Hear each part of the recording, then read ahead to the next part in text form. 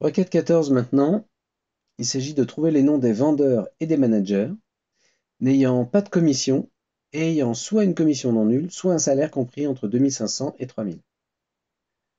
Donc là, la difficulté, ça va être pas tellement de trouver les noms des vendeurs et des managers, mais plutôt d'associer toutes les conditions, sans se tromper. Alors, on va d'abord traiter la première requête, donc la première partie de la requête, trouver les noms des vendeurs et des managers. Alors, trouver les noms des vendeurs et des managers, on efface les commentaires de la question précédente. Donc, les noms des vendeurs et des managers. Alors, les vendeurs, ça va être salesman, ok, et les managers, ça va être manager.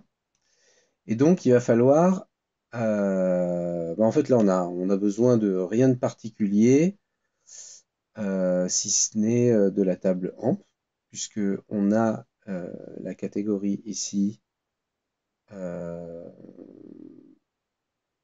job, et on a les noms juste à côté. Donc on a besoin de rien d'autre que une petite condition. Donc select from where.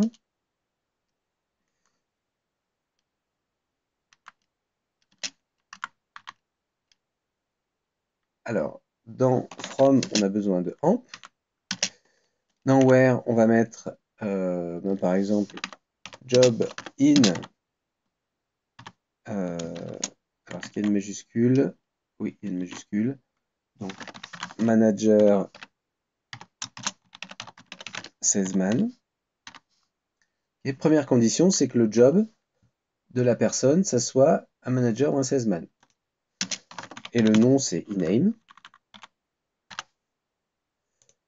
Testons cette première requête.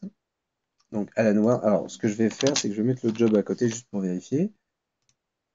Voilà, donc Allen est salesman, Ward est salesman, Jones est manager, etc. Ça a l'air bon. Donc on enlève le job. Ensuite, donc en plus de cette condition, on aura, on doit mettre quoi? N'ayant pas de mission. Ah oui, d'accord, n'ayant pas de mission. C'est là où on va faire la jointure. Je me demandais s'il y avait une jointure dans cette requête. Mais il y a bien une jointure puisqu'on est dans le paragraphe jointure. Donc, n'ayant pas de mission. Alors, n'ayant pas de mission, ça veut dire quoi? Ça veut dire que on va prendre le numéro, par exemple, de Ward, et puis on va regarder si ce numéro est, pas ici, pas dans le numéro de mission, mais dans la colonne Empno. Donc 7521, bah, pour le coup, lui, Ward, il va bien être absent de cette colonne, et donc il doit faire partie du résultat. Sauf que, comment je fais pour exprimer cette requête? Parce que là, on trouve pas, d'habitude, on trouve la bonne valeur, et puis on met un égal, et puis c'est bon. Alors, là, on pourrait se dire, en fait, il suffit de mettre différent. C'est-à-dire que si 75-21 est différent, c'est bon. En fait, non, parce que si jamais on fait ça, si jamais on fait une jointure entre amp et mission avec différent, on va voir ce qui se passe. Alors, ce qu'on va peut-être faire d'ailleurs, c'est pour pas compliquer, on va d'abord trouver les employés qui n'ont pas de mission. On laisse cette requête-là un peu en suspens, juste pour se concentrer sur cette partie-là, les employés qui ne sont pas en mission. Donc, alors les employés qui sont pas en mission, on a besoin, on va afficher point étoile, et puis on a besoin de mission. Mission qu'on appelle M. Pareil, dans un premier temps, on va tout afficher pour les missions. Et puis, comme on a dit précédemment, là, on va faire e.empno différent de m.empno.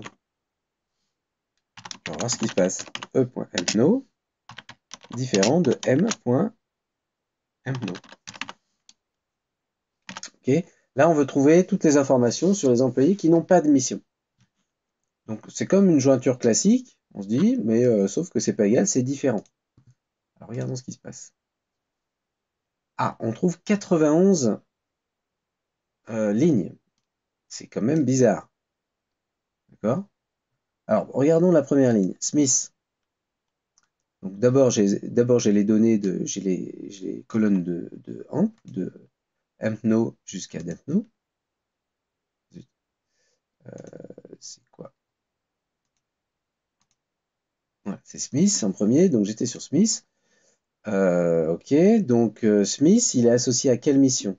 Il est associé à la mission 219. Euh, alors, bah, c'est logique. Pourquoi? Parce que si on regarde le numéro d'employé de la mission, donc la mission 219, elle est effectuée par l'employé 7782, et Smith, lui, son numéro, c'est 7369. On a bien des numéros d'employés qui sont différents. Donc, comme toute bonne condition de jointure, comme une condition de jointure, ça consiste à accoler des lignes qui respectent la condition de jointure, ben on a accolé la mission 219 avec le numéro d'employé 7782 avec l'employé Smith de numéro 7369 parce que les deux numéros sont différents et donc ça colle bien à ça. Oui, mais nous, c'est pas ce qu'on veut faire. Nous, on veut isoler les employés qui n'ont pas de mission. On ne veut pas accoler les employés aux missions qu'ils n'exécutent pas. D'accord? C'est la différence. On veut trouver les employés qui n'ont pas de mission et on ne veut pas accoler les employés avec les missions faites par d'autres. Donc c'est pas ça qu'on veut faire. En réalité, ce qu'on va vouloir faire, si vous vous souvenez bien, ça s'appelle une jointure externe. On va faire une jointure classique, c'est-à-dire qu'on va associer les employés qui ont des missions à leur mission. Par exemple, Martin, de numéro 7654, on va lui accoler sa mission 209 chez BMW à Berlin, etc. Donc on aura une ligne avec à gauche les informations de Martin ici et à droite les informations sur sa mission. Très bien. Mais donc si on fait que ça, la jointure classique avec l'égalité ici, on ne gardera dans le résultat que les employés qu'on a pu accoler avec une mission. Et tous les employés qu'on n'a pas pu accoler avec une mission vont être éjectés du résultat. Ça, c'est la jointure classique. La jointure externe à gauche, c'est donc avec ample la table de gauche, c'est une jointure classique, plus on garde tous les employés qu'on n'a pas pu accoler à une mission et on remplit avec des absences de valeur les colonnes de la mission. Donc on va faire ça, mais on va faire ça, on va écrire ça, on peut écrire ça comme ça, avec une jointure externe à gauche, c'est-à-dire que la table de gauche, donc on va dire ici que c'est ample, on va garder au moins une ligne par employé. Si jamais l'employé il est accolé à une mission, il a une mission, alors on accolera sa mission. Et si jamais l'employé il est accolé, enfin il n'a pas de mission, eh bien on lui accolera quand même une mission, mais tous les champs de la mission, toutes les colonnes de la mission seront remplies avec nul. Alors, la syntaxe de la jointure externe. Donc du coup, c'est vraiment différent. C'est vraiment pas du tout une jointure avec un opérateur différent. D'accord? C'est vraiment autre chose. Donc là, la syntaxe de la jointure externe à gauche, je vous rappelle, ça consiste à supprimer la virgule qui est entre amp et mission, à mettre left outer join. Donc la table de gauche, on voit bien, à gauche du left outer join, c'est bien amp. Et à mettre tout de suite après le mot-clé on, la condition de la jointure. La condition de la jointure, c'est celle-là. C'est amp.ampno, donc e.ampno, peut être égal à mission.ampno, c'est-à-dire m.ampno. Donc e.ampno doit être égal à m.ampno. D'accord? Et là, alors pour le moment, il n'y a pas de where, donc on va enlever le where. On va voir, donc tout à l'heure, on a fait en fait une condition de jointure avec un opérateur différent. Ça nous a donné 91 lignes, donc ce n'était pas du tout ça. Maintenant, qu'est-ce que nous donne cette jointure? Ah, 15 lignes, c'est mieux, c'est plus proche. Je rappelle qu'on a 14 employés, et ben il y en a probablement un qui fait deux missions, d'accord, qui a deux missions. A priori, c'est Blake, je dirais. Donc, bah, regardons, bah, Smith, lui, Smith, il n'a pas de mission. C'est 7369. Si je regarde ici, Smith 7369, je ne le retrouve pas dans la table mission. 7369 est absent de la colonne empno de la table mission. Donc, normalement, il devrait être éjecté de la jointure classique. Mais là, c'est pas une jointure classique, c'est une jointure externe à gauche. Donc, on le garde quand même, Smith, on garde toutes ces infos, et on complète avec une mission où il y a absence de valeur partout. D'accord? Et on fait ça pour tous les employés. Donc, Alan, lui, 7499. 7499, Alan, lui, il a une mission, c'est la mission 218. Donc, lui, on peut remplir pour lui avec les données de la mission 218. Ward, lui, il n'a pas de mission, donc on remplit avec des nuls. Jones, il n'a pas de mission, donc on remplit avec des nuls, etc., pour tous les employés. Effectivement, Blake, lui, il a deux missions, donc il a deux lignes pour lui. Une pour la mission 212 et une pour la mission 216. Alors une fois qu'on a fait ça, on n'a pas isolé les employés qui n'ont pas de mission, mais on n'en est vraiment pas loin. Pourquoi? Parce que ceux qui n'ont pas de mission, en numéro de mission, ils ont absence de valeur. Ok? Donc là j'ai retrié par rapport au numéro de la mission, et donc tous les employés qui sont ici, tous ceux-là n'ont pas de mission. Donc maintenant on a un critère facile en SQL pour les découvrir. Il suffit de rajouter une condition dans le where après la jointure qui est que Miss_no is nul. Donc e.missno is nul. De cette façon-là. Alors testons ça tout de suite pour voir si jamais on récupère bien. Donc là, on a combien d'employés qui n'ont pas de mission? On en a 8. Alors, e.missno. Ah oui, je me suis trompé, c'est pas e, c'est m.missno. Donc m.missno is nul. Et on obtient bien 8 résultats, 8 employés.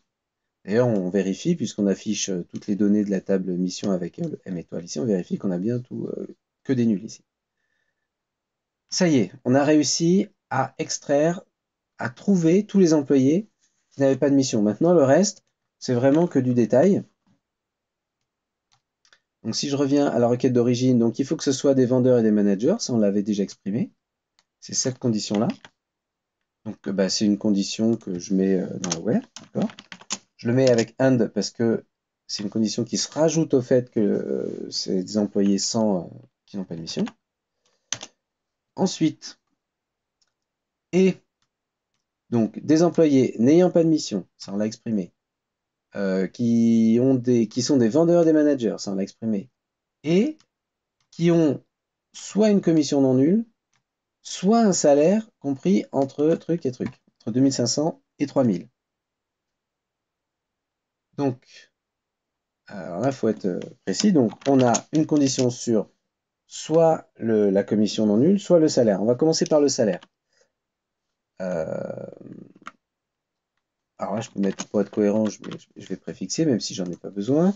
Donc, e.salaire between quoi et quoi? Between 2500 et 3000. Alors, je vais enlever ça pour être plus près de l'énoncé. Voilà. 2500 and 3000. Mais cette condition de salaire, c'est soit la condition de salaire, soit la condition de commission. Donc, ça va se faire comme ça. C'est là où il faut être un petit peu attentif. Ayant soit une commission non nulle. Alors, pour avoir une commission non nulle, il faut déjà avoir une commission. Donc, e.com is not null, comme on l'a vu précédemment. And e.com différente de 0.